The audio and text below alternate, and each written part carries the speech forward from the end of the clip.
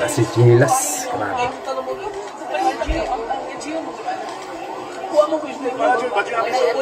Pero gabi pagkabasa na ko ni Mayor Archibald Gohigik daw, makumak, mangandam sa mga mag-iigog, mga important documents ko dala na ko, patuo mo ko si mo sinugin mo, figure. Pero ang LGU dito, iya kayo, kasi iya kayo, naiubos mo may kuha, naiubos mo yung budget ni Tagal, survival jud kaniya dito, as in survival. Alam ko mama, abot na kami sa Ascom, kami alam ko, kumain ka bala kamay, na si Governor o si Kuan, na pero bang bisuray, ikas-kat.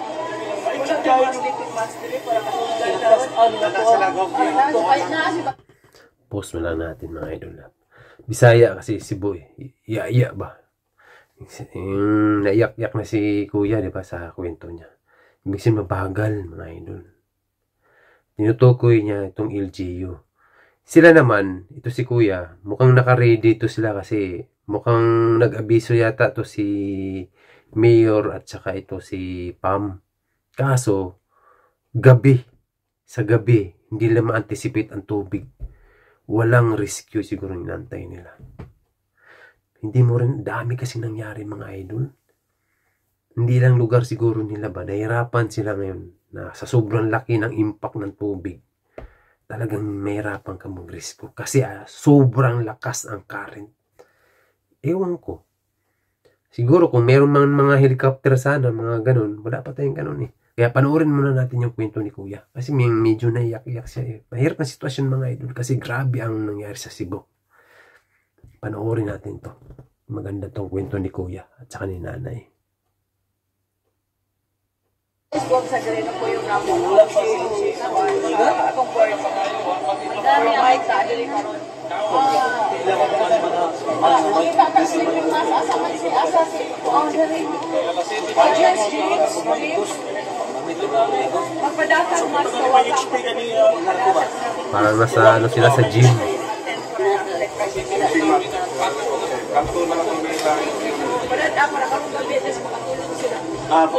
Sir, ya jugay sir kasi ko siguro mga 30 minutes siguro na yan. Ayun kami, survival of the fittest ka rin ako. Ang mga tao baka dismaya lang siguro sir bagay. Isalik mi sa mga leaders, isalik mi nila nga sa mga times kayo ani na sila pero what you make a feel good under ni Governor Pam para nacho every time ya katong paglindot kasi Governor Pam karon nakita mo nagabas Governor Pam wala man gud may advisory may to na leader gov mafeel mo ang presensya nimo gov ba unlike sa uban ba nga may lang eleksyon lang magparandam tama yung ano namin Kuya. Wait lang mga idol lang.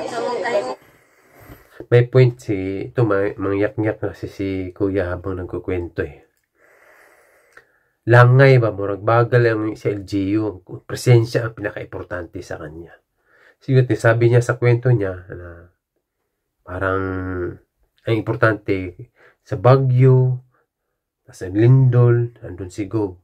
Tapos yung kasi LGU kasi tinutukoy niya eh. Dugay, langay daw. Langay daw ayo. Hindi rin natin maano yung kwento kasi natin mga idol. Kasi grabe talaga nangyari dyan sa Cebu. Tapos yung baha nila, hindi lang basta baha na akala mo umangat lang yung tubig ha. Malakas ang current, yung agos. Tapos hanggang bubong. Ang importante siguro helicopter. Kung meron kang mga ganun helicopter, mga ganun na ano, pwede. Pero kung ikaw susulong ka doon para rescuean mo sila. Tapos ito mga kung mayroon kang mga pambot-pambot. Hindi ka makalusong doon. Helicopter yun, pwede yun. Mga ganun. Barko, mga bangka doon, hindi obra. Sa sobrang lakas, kita nyo naman na, di ba? Kaya, siguro itong taga-LGU, di rin nila alam kung anong, saan sila magsisimula. Kaya si Kuya mayak-nyak eh. Kaya bilib lang siya kasi kahit ang ito kay Gob at saka sa Mayor na abisuhan siguro sila. Hindi nga lang agad-agad kabilis yung taga-action ng LGU. Ngayon, Ang importante sa kanila, yung presensya. Being a leader.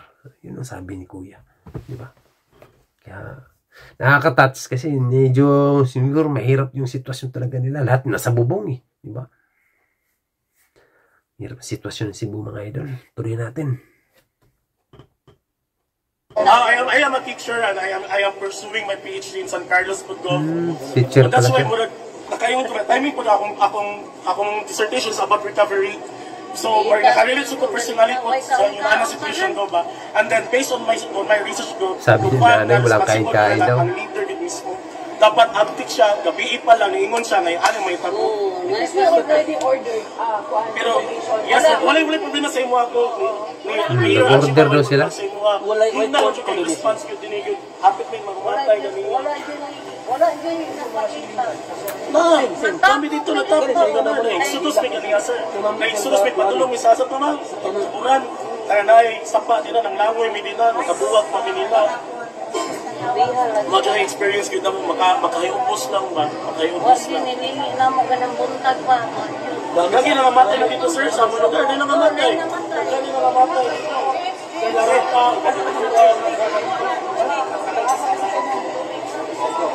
Hirap na sitwasyon sa Cebu, mga idol.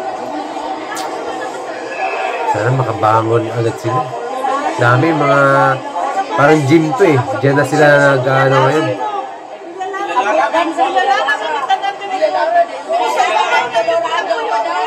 Yalara o Colorado Itong ni-rescue ninyo, ako itong tinawag. Salamat sa kuhan, sa Navy, sa Coast Guard. Meron pala nag-rescue. Kami sa ato, kami go dito na Hirap kasi mga idol. in the morning, grabe. Ni-rescue ninyo, Yalara, grabe. Hindi mo malakas ato, mamatay naman eh. Grabe, chika. Dapat kahapon maka-evacuate. Wala, mami, may signal na po sila sa na palang Wala sila ng signal ng mga idol. Grabe ang among sakripisyo. Kasi floor ko, lapas sa sakuha. Kasi floor. Second floor na mo, lapas na. Urot among sinina, tanan, lapo. That's why nangadyo namin sa ato. Ganina, paamin. Financial assistance. Thank you ka kayo. Importante yung financial assistance. First, kinahanglan na. Grabe, oy. Grabe ang among sakripisyo, oy. Wait lang mga idol ah. Sabi nila, nasa atop na sila nangatulog. Nasa bubong na sila. Pag hindi raw sila umakyat ng bubong, talagang hindi nila alam. Sa sitwasyon napakahirap mga idol. Ngayon, sabi naman ni GovPam na meron silang ibibigay na financial assistance. Hirap ng sitwasyon ng Cebu mga idol. Grabe yung pagsulay nila ngayon. I mean, challenges ba? Grabe talaga. Kaya, ilang, sana maka-move on sila sa mga nangyari at makabangon. Tuloy natin. Sa Colorado,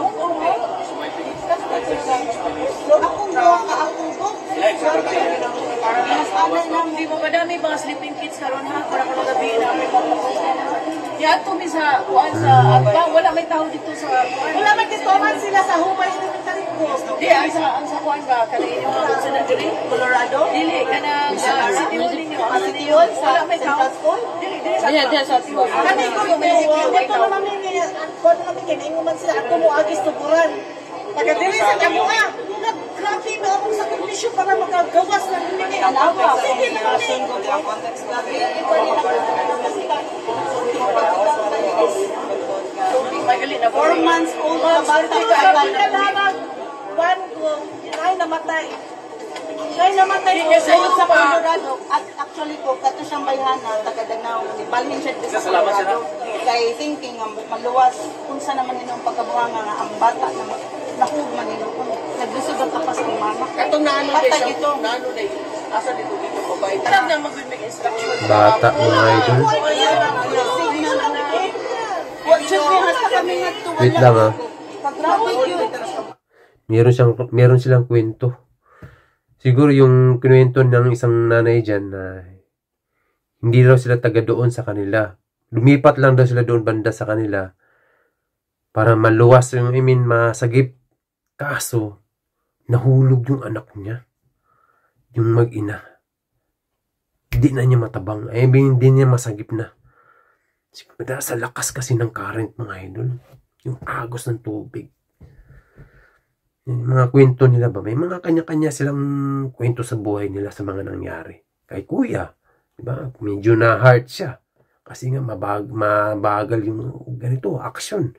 Ito naman sa kanila, nasa bubong na sila. Kasi talagang mas iba yung senaryo nila. Kasi talagang maano na raw sila. Doon na raw sila sa bubong natutulog. Hirap, no?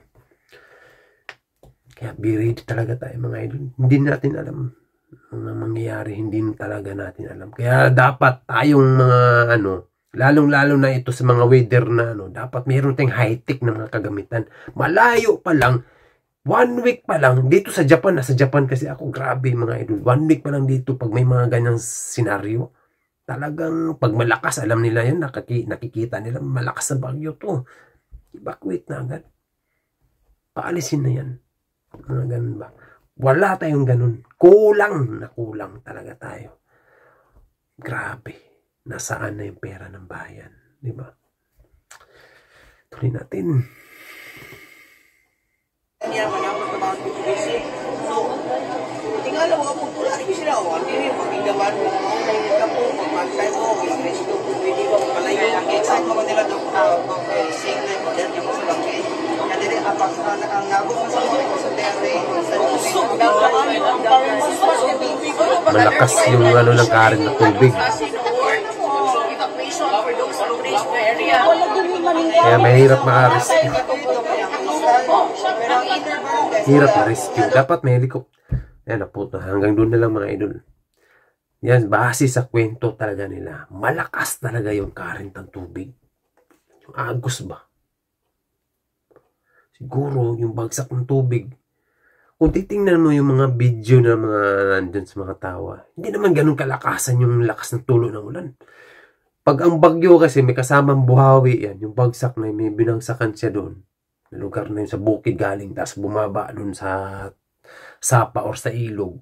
Talagang mabilis umapaw yan. Kaya sabi sa doon sa balita, ang creek nila tumaas. Halos naman lahat na nasa lantay, nasa magilid ng nasa gilid sila.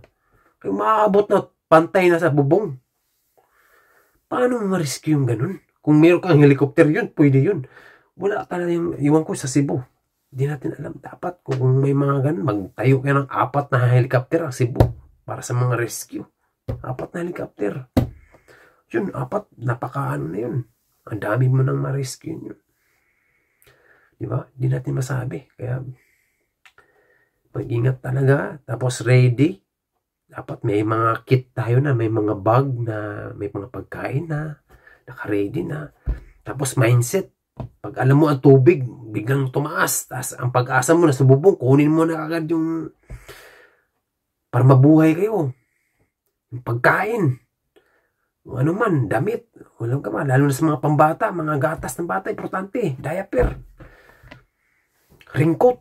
Pag-ringkot sila.